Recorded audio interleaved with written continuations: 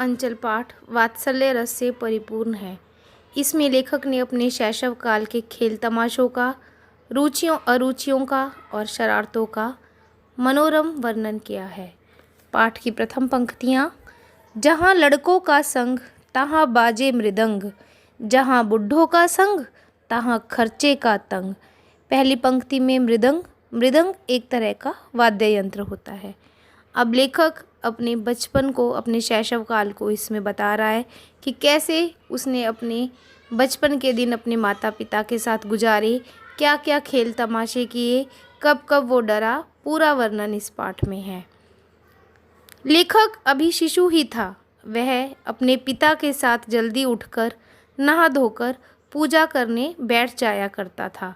वह पिता के साथ सोता था, इसलिए पिता ही उसे नहलाकर पूजा में बिठा देते थे। लेखक जिद करके अपने चौड़े माथे पर त्रिपुंड लगवाया करता था। त्रिपुंड त्रिपुंड क्या होता है? एक प्रकार का तिलक होता है जिस पे हम माथे पर 3 आड़ी या अर्धचंद्राकार रेखाएं बनाते हैं। जैसे आप सभी ने देखा होगा शिवलिंग पर बना होता है या शिव तिलक जिसे कहते हैं, उस तरह का बना होता है। यू आकार का बना हो या 3 आड़ी तिरछी रेखाएं हों, इसे कहते हैं त्रिपुंड।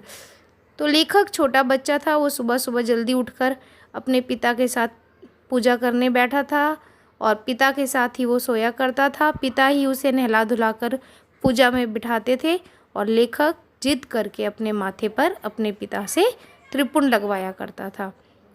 उसके बाल बहुत लंबे लंबे थे।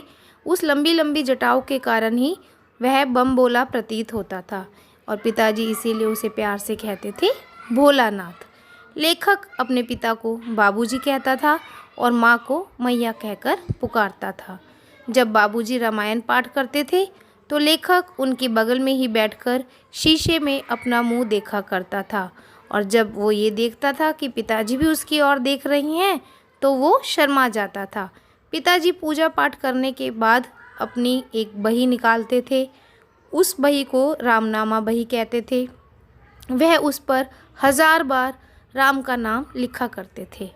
फिर वो कागज़ के टुकड़ों पर 500 बार राम नाम लिखते और उसके अंदर आटे की गोलियों को लपेटते और गंगा जी की ओर चल देते थे। बाबूजी मछलियों को एक एक करके गोलियां खिलाते जाते थे। तब वह अपने पिता के कंधों पर बैठकर ही मुस्कुराता रहता था। वो गंगा तक भी अपने पिता के कंधों पर ही बैठकर जाया करता था और जब उसके पिताजी गंगा जी में मछलियों को आटे की गोलियां डालते थे तब भी वो कंधे पर ही बैठा रहा करता था। जब वो वापस आते हैं तो पिताजी जो वृक्षों की नीचे झुकी हुई शाखाएं हैं उन पर उसको झूला झुलाते थे। पिता और लेखक आपस में बहुत खेल करते थे। पिता चाहते थे कि उसके बेटे को लगे कि वो हमेशा जीतता है। कभी कभी वो दोनों आपस में कुश्ती भी लड़ लिया करते थे। तो जब कुश्ती लड़ते थे तो क्या होता था, पिताजी उसको ऐसा जाहिर करते थे कि वो हार गए हैं और वो पीठ के बल ज़मीन पर लेट जाते थे। अब जो लेखक है वो क्या करता था, अपने पिताजी के पेट पर आकर बैठ जाता और अपने छोटे छोटे हाथों से उनकी मूँछों को पकड़ने लगता। पिताजी भी उसे बहुत प्यार करते और उसके उन हाथों को पकड़कर चूम लेते। पिताजी क्या कहते उससे, अब मुझे खट्टा और मीठा प्यार करो। तब वह बारी बारी से कभी बाया गाल और कभी दाया गाल उनके सामने कर देता था। इसके बाद उसके पिताजी अपनी मूछ दाढ़ी उसके कोमल कोमल गालों पर गड़ा देते थे। लेखक फिर से उनकी मूछें नोचने लगता, तब पिता झूठ मूठ के रोने लगते थे। लेखक अपने पिताजी के साथ हंसता खेलता था। वह अपने पिता के साथ ही भोजन करता था और पिता भी बड़े प्यार से उसको खाना खिलाते थे और जब उसका पेट भर जाता था तो फिर उसकी माँ दोबारा जिद करती थी कि वह खाना खाए, क्योंकि उसे लगता था कि उसके पति ने उसे भरपेट खाना नहीं खिलाया। और वह अपने पति को कहती भी थी कि मर्द लोग नहीं जानते कि बच्चों को कैसे खाना खिलाया जाता है। वह अक्सर उसको खाना खिलाते हुए कहती थी, जब खाएगा बड़े बड़े कौर तब पाएगा दुनिया में ठोर। यानी जब वो बड़ा बड़ा खाने का ग्रास लेगा तभी वो दुनिया में कोई अपनी जगह बना पाएगा। ठोर का मतलब होता है जगह, स्थान। वो क्या कहती है कि पिता के हाथ से खाने से बच्चे का पेट नहीं भरता। बच्चे को कैसे खिलाना है और बच्चे का पेट कब भरता है? जब उसको माँ ही खाना खिलाती है। ऐसा कहते कहते उसकी माँ दही और भात, भात यानी चावल, उनको सान कर उसको तोता, मैना, कबूतर, हंस, मोर आदि नाम लेकर उसको खिलाती चली जाती थी। उसके बाद वह रस्सी से बंधा लकड़ी का घोड़ा लेकर गली में खेलने निकल जाता था। कभी कभी उसकी माँ उसको ज़बरदस्ती पकड़ लेती थी और उसके सिर पर सरसों के तेल की खूब मालिश करती थी। फिर उसकी 2 चोटियाँ बना देती थी और उसको चोटी बनाकर उसमें फूलदार एक लट्टू बांध देती थी। लेखक बहुत रोता था, बहुत छटपटाता था, पर उसकी माँ से वो अपने आप को नहीं बचा पाता। उसकी माँ उसकी नाभि में और उसके माथे पर बिंदी लगाती थी। उसके बाद रंगीन कुर्ता टोपी पहनकर ही उसको बाहर भेजती थी। लेखक रोते सिसकते हुए अपनी माँ से छूट जाता था। जब उसकी माँ उसके बालों में ज़बरदस्ती तेल लगाकर उसकी चोटी गूंथती है तो उसे ये सब पसंद नहीं आता, और जब उसकी माँ उसकी चोटी बांध देती है उसके बाद वो रोता सिसकता बाहर की तरफ आता है और देखता है कि उसके सारे दोस्त छोटे छोटे बच्चे सब खेल रही हैं, तो वो सब अपना रोना भूल जाता है। क्यों? क्योंकि अब उसे साथियों का झुंड मिल जाता है। वो उनके साथ खेल तमाशा करने लग जाता है। जैसे अब के बच्चों का खेल अलग है और पहले के बच्चे किसी दूसरे ढंग से ही खेलते थे। उनके पास खेलने के इतने साधन नहीं होते थे, तो जो भी चीज़ें उपलब्ध होती थी वो उन्हीं के साथ खेल लेते थे। तो उनके खेल नाटकों दूसरे तरह के ही होते थे। वो क्या करते थे, कभी तो वो चबूतरे के एक कोने को अपना नाटक घर बना लेते थे और क्या करते थे, उस पर अपनी मिठाई की दुकान लगा लेते थे। जो चबूतरा है वो दुकान बन गया, उस पे अपनी मिठाई की दुकान लगा रहे हैं। अब बच्चे हैं, बच्चे उस टाइम के बच्चों के पास ना इतना पैसा होता था ना ही साधन होता था, तो वो इधर उधर की चीज़ें इकट्ठे करते थे और उन्हीं को अपना खिलौना बना लेते थे। अब जब इन सब बच्चों ने मिलकर मिठाई की दुकान उस चबूतरे पे खोली तो मिठाई कहाँ से लाएंगे, तो क्या करते थे, कागज़ को ही अपनी मिठाई बना लेते थे। कुछ पत्ते इकट्ठे कर लेते थे, कुछ गीली मिट्टी इकट्ठी कर लेते थे, कुछ इधर उधर से छोटे छोटे पत्थर कंकर इकट्ठे करके उनका नाम अलग अलग मिठाइयों का दे देते थे और इस प्रकार वो अपनी मिठाई की दुकान से खेलते थे।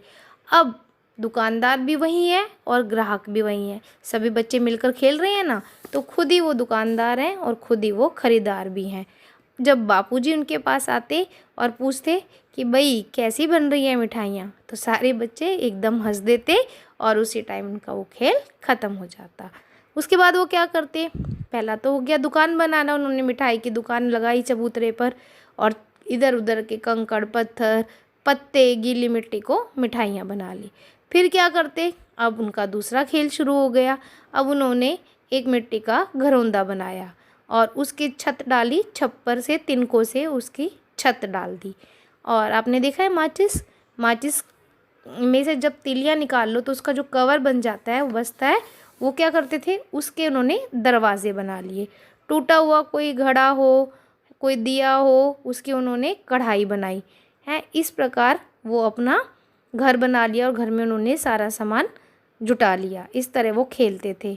पानी धूल बालू को मिलाकर वो कुछ खाना तैयार करते और फिर क्या कहते कि सारा खाना तैयार हो गया, अब सब लोग खाने के लिए आ जाओ।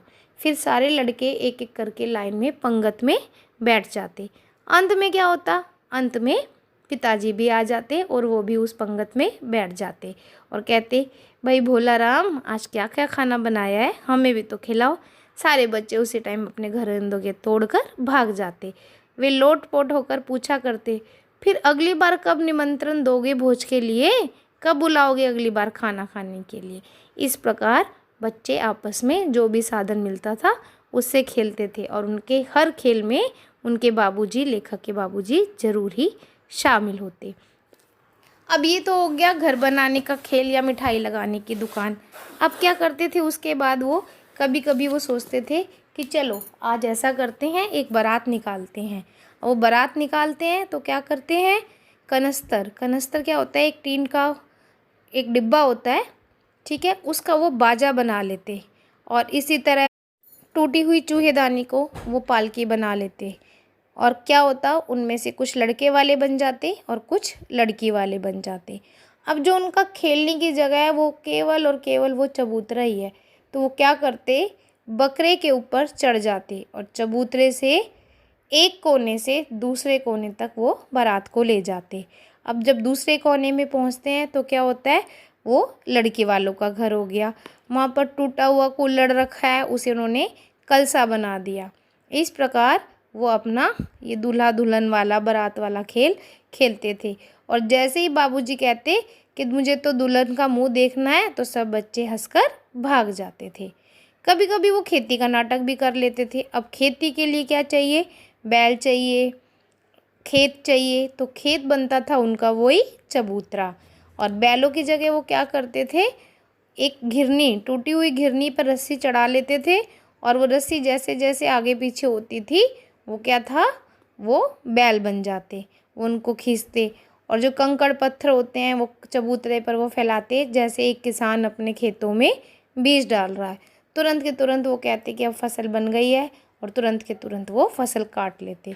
इसी बीच बाबूजी कहते कि भाई बताओ फसल कैसी बनी हुई है, कैसी तैयार हुई है आपकी फसल। और वो जब फसल काटते हैं तो जो गीत गाया जाता है, बच्चे वो गीत गाते हैं। क्या है वो गीत, ऊंच नीच में बई की यारी जो उपजी सो भई हमारी, ऊंच नीच में बई की यारी जो उपजी सो भई हमारी। फिर फसल तो कट गई है, अब वो फसल को बेचना चाहते हैं, फसल की कटाई छटाई सब होती है, उसको बेचने जाते हैं। तो बाबूजी पूछते हैं भाई फसल का क्या रेट चल रहा है, क्या मूल्य लगाया तुमने इसका। यह सुनकर वो सारे बच्चे हंसने लगते हैं और फिर क्या होता है, फिर वो अलग अलग खेलों को और खेलते हैं और लोग भी गांव के आ जाते हैं उनके इन खेलों को देखने के लिए। सभी लोगों को इनमें बड़ा मज़ा आता है। आजकल जैसे भी हमने देखा है कि बच्चे घर में मोबाइल में ही लगे रहते हैं, उनको ये सारी चीज़ें पता ही नहीं है, लेकिन पहले ऐसे ही बाहर खेला जाता था। इस प्रकार वो बच्चे बड़ी ही हुल्लड़बाजी और बड़ी ही मस्ती करते थे। जैसे गाँव में लोकगीत गाए जाते हैं, बच्चे का जन्म हो, फसल कटे, कोई शादी ब्याह हो, कुछ भी हो, कहीं बच्चे घूमने जा रहे हैं, कोई मेला देखने जा रहे हैं, तो हर कार्यक्रम के लिए उस लोक भाषा में कोई ना कोई गीत अवश्य होता था और लोग उसको गाते थे। जब वो खुद मेला देखने जाते या कोई और मेला देखने जा रहा है तो क्या गीत गाते, चलो भैया ददरी सातों पिसान की मोटरी। और जब कोई दूल्हा अपनी नई नवेली दुल्हन को ब्याह करके अपने घर ले जाता, तब बच्चे उस पालकी को देखकर ज़ोर ज़ोर से चिल्लाने लगते और गाते, रहरी में रहरी पुरान रहरी, डोली के कनिया हमार मेहरी, रहरी में रहरी पुरान रहरी, डोली के कनिया हमार मेहरी। एक बार एक बूढ़ा सा जिसकी शक्ल अच्छी नहीं थी, बच्चों ने सोचा उसका मुंह कैसे लग रहा है, घोड़े की जैसा लग रहा है, और वो उनको बूढ़ा वर लगा, तो उन्होंने उसका खूब मजाक उड़ाया। अब बूढ़े वर ने क्या किया, उन बच्चों को उसने दूर तक खदेड़ा और खूब ढेरों से मारा। जब भी कभी आम की फसल पकती, आंधी आने से आम झड़ जाते, तो बच्चे बाग की ओर दौड़ पड़ते। जैसा कि आपने देखा है, स्वाभाविक है, कोई भी फल पेड़ से नीचे गिर रहा है, हमारे गांव में ही है, तो बच्चे उसे भाग भाग के पकड़ लेते हैं और खूब वो चुन चुन कर आम खाते थे। इस तरह उन्होंने अपना पूरा बचपन बड़ी ही मस्ती में बिताया। एक दिन क्या हुआ, एक दिन जोर की बारिश हुई, बिजली बड़ी तेज़ तेज़ आसमान में गरजने लगी, हवा भी सनसनाने लगी, पेड़ भी झूमने लगे और ज़मीन को चूमने लगे। इसका मतलब क्या, बहुत तेज़ आंधी आ रही है, पेड़ की शाखाएं नीचे झुक गई हैं जो ज़मीन तक को छू रही हैं। अब बच्चे क्या चिल्लाने लग गए, बच्चे तब भी उस समय क्या चिल्लाए, एक पैसा की लाई बाजार में छितराई, बरखा उधारे बिलाई। बच्चों को ये बारिश या आंधी बहुत अच्छी लगी, ये उसका बिजली का चमकना। पर क्या हुआ, धीरे धीरे धीरे धीरे ये बारिश बढ़ती गई। अब बारिश मूसलाधार हो गई। अब सब बच्चे डरने लग गए। बच्चों ने क्या किया, वो पेड़ों की जड़ से सट के खड़े हो गए और वर्षा बंद होने का इंतज़ार करने लगे। लेकिन क्या देखा उन्होंने, जैसे ही बारिश बंद हुई, वहाँ पर पेड़ों के आसपास बहुत सारे बिच्छू नज़र आने लग गए। सारे बच्चे बड़ी तेज़ी से भागे। ठीक है। उन बच्चों में एक लड़का था बैजू। बैजू बहुत ही ढीठ था। उसने वहाँ से भागने लगा तो उसे रास्ते में एक आदमी मिल गया। वो आदमी बूढ़ा था जिसका नाम था मूसन तिवारी। अब बैजू ने क्या किया, वो घर जा रहे थे, बारिश हो रही थी, बारिश रुकी, सब बच्चे भाग रहे थे, लेकिन बैजू ने उस मूसन तिवारी को अपना सारा समय उसको चढ़ाने में लगा दिया। अब बच्चे तो बच्चे होते हैं, स्वाभाविक होता है। जब वो उसको चढ़ाने लगा तो सारे बच्चे भी उसके साथ हो लिए और सारे बच्चे मिलकर उस मूसन तिवारी को चढ़ाने लग गए। और क्या गाया उन्होंने, बुढ़वा बेईमान मांगे करेले का चोखा। क्या बोला, बुढ़वा बेईमान मांगे करेले का चोखा। इसे सुन के तिवारी जी को बहुत गुस्सा आ गया और बाकी सारे बच्चों ने क्या किया, बार बार वो इसी पंक्ति को दोहराने लग गए। मूसन तिवारी तो उनके पीछे पड़ गया, वो बच्चों को मारने के लिए भागा, बच्चे उससे भी तेज आगे आगे भाग गए।